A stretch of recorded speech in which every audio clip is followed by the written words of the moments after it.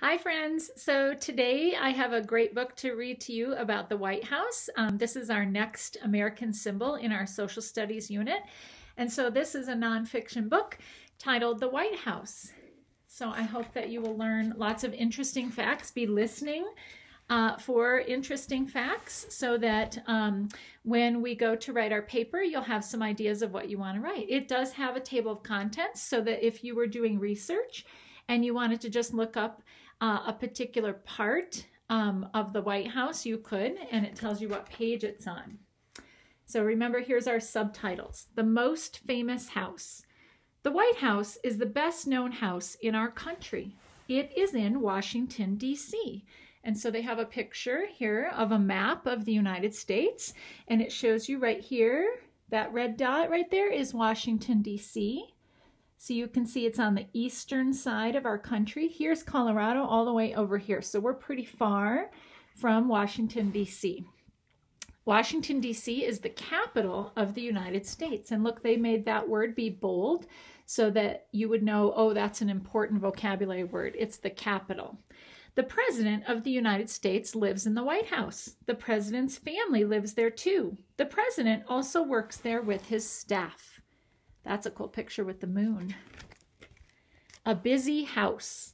Important people and leaders from other countries visit the White House. The president sometimes has big dinners to welcome them.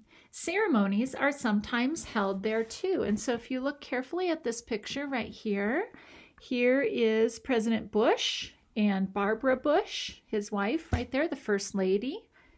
You can see the White House on television. News reporters sometimes stand in front of it, and the president often makes speeches from the White House, right? And when I watch the news in the morning, a lot of times the reporter is standing right there in front of the White House. Everyone's house. The president lives and works in the White House, but it really belongs to everyone in the country. Anyone can visit the White House. It does not cost any money to go in. There is even a special party just for children. Every year, children come to the White House one Monday in the spring, and they roll Easter eggs on the lawn. That would be so much fun. Wouldn't that be so much fun? I had a student in my class that did that one year, and she got a special, when you do it, you get a special egg that is printed. It's made of wood, and it was printed, and it had the year on it, and she'll probably treasure that forever. Outside the White House. The White House is bigger than most houses. It has two large porches called porticos. The north portico is like a front porch. Oh, I see Bodie. Bodie, do you want to come in? Oh, hi. You want to say hi to the kids? We're reading a book about the White House, Bodie. Yes. You want to see it? Okay, you jump up on the bed. You can jump up on the bed.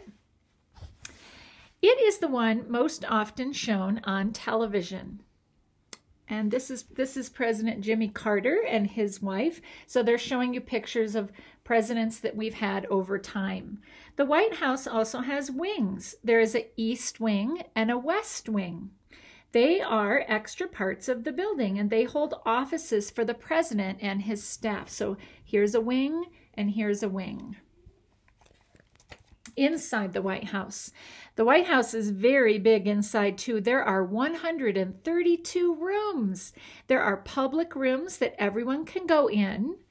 132 rooms. You should count how many rooms are in your house. We do not have that many, right? And look carefully at this picture. This picture is called a cross section. So they took the building and then they cut it so that you could see, here's the top floor, here's the middle floor, you can see inside, and here's the lower floor, and you can see inside. That's pretty cool how they did that.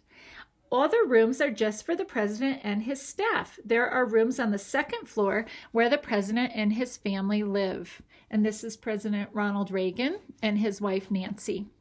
And so some rooms you can go in when you go on a visit, but some rooms are private and you can't go in. Colorful rooms. Some of the rooms are named after colors. The red room has red walls and red furniture. There is a green and a blue room too. The biggest room in the White House is the East Room. It has fancy curtains and big chandeliers.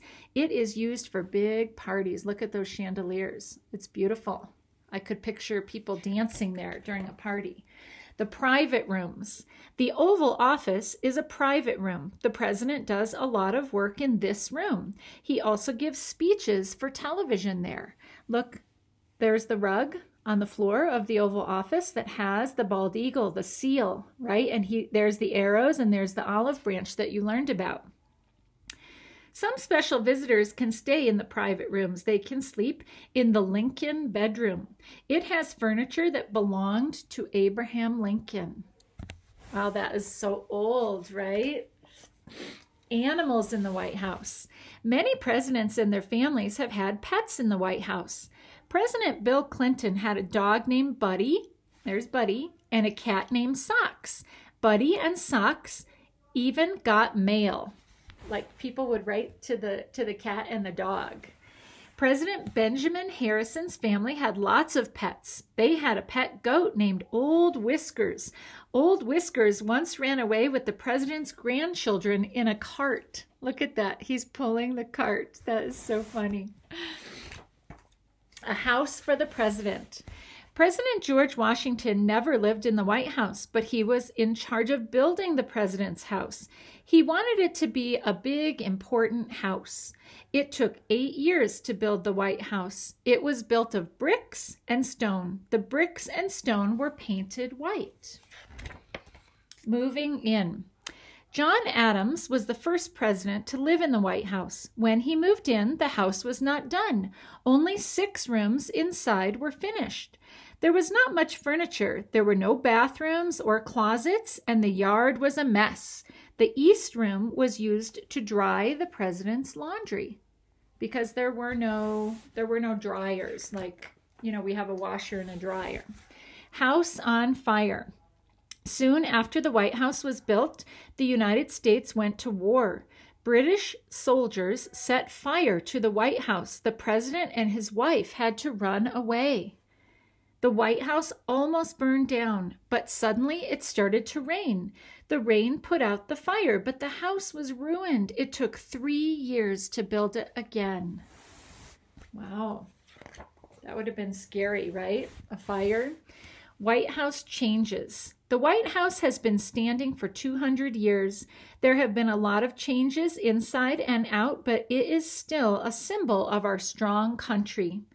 About 60 years ago, the White House was in very bad shape. Everything was taken out, even the walls and the floors, and the whole inside of the house was built again. The White House at war. Until the Civil War, the White House was the biggest house in America. During that war, soldiers lived in the East Room. During World War I, there was no one to cut the grass at the White House. Sheep were put out on the lawn to eat the grass. That's actually a really good idea, right? Like all of the men were off fighting and they were soldiers in the war, and so there was nobody to cut the grass, and so they put sheep on the lawn. That's sort of a natural way to cut the lawn, right? Here is a fact file. So here are all different facts about the White House. The White House has 32 bathrooms. I think we have 3 in our house. We have 3. 147 windows. 412 doors, 12 chimneys, 3 elevators, 1 swimming pool. Oh, I wish I had a swimming pool in my house. 1 movie theater, 1 library, 1 bowling alley, 1 horseshoe pit, 1 putting green. That's to play golf on. Until 1902, the White House was called the Executive Mansion, the President's House, or the President's Palace. And look, it does have a glossary in the back. So a lot of the words, like if you didn't know what the word chandelier meant, it tells you a very large light that hangs from a ceiling.